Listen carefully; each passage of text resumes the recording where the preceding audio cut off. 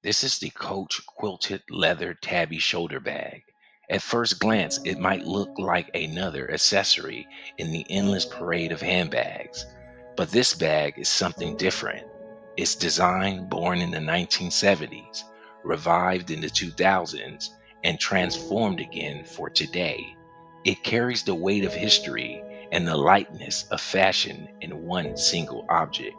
In 2025, when trends recycle at a dizzying speed, the tabby has become more than just a bag.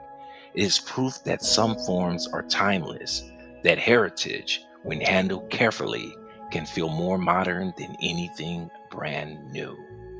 What makes the quilted tabby so interesting is not just its softness or its price point or even its logo.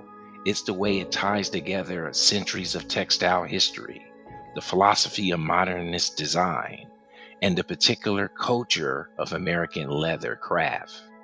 By the end of this video, you'll see why carrying the tabby is less about holding your things and more about holding a piece of design history. The object itself. Let's start with what we can see and touch.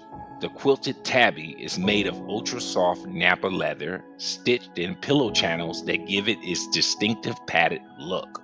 It's compact, just over 10 inches wide, 5.5 inches tall, and a little more than 3 inches deep.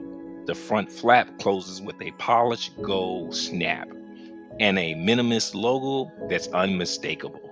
Inside is divided with a zip pocket and compartments, making it practical enough to hold essentials while keeping its form.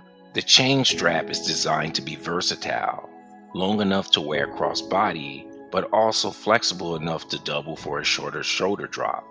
It's available in several finishes, but the black with gold hardware has become the archetype, the one you'll see most often in campaigns, on shelves, and increasingly on the shoulders of women in major cities. The tabby as we know it today reappeared in 2019, reinterpreted by Stuart Viverds, Coach's creative director. Viverds reached into the company's archives and pulled out the design that first appeared in the 1970s. It was simple, structured, and rectangular.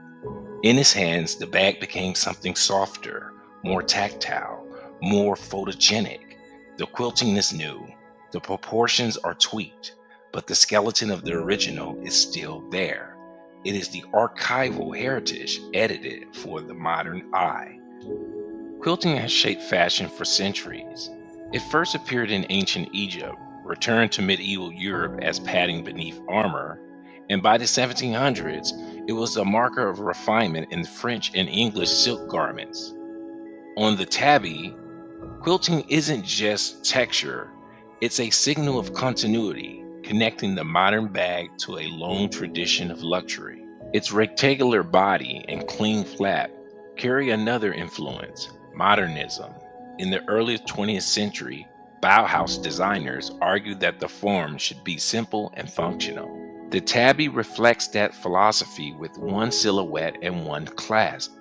But the quilting softens its geometry, turning minimalism into something tactile. Coach's own story feeds directly into this lineage. Founded in New York in 1941 with gloves tanned leather molded on baseball gloves, this brand built its reputation on materials that grew better with use.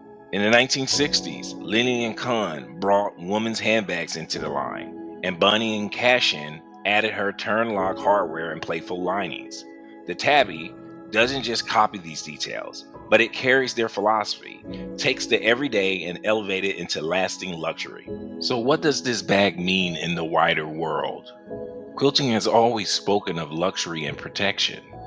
Modernist geometry has always spoken of order, rationality, and restraint. The monogram clasp, reduced to a single letter, speaks of identity, not the loud logos of the early 2000s, but a quieter, subtler signal. The tabby is a mirror of our cultural movement. We live in a time of quiet luxury, where the goal is not to shout wealth, but to whisper refinement. The tabby is accessible compared to European luxury houses. It sits around $400, not $4,000, but it carries the same codes. It says, I know the language of luxury. I know the references, and I choose this piece deliberately. So the next time you see the tabby, remember, it's not just a purse, it's quilting from the 18th century, geometry from the Bauhaus era, leather from mid-century New York, and aspirations for today.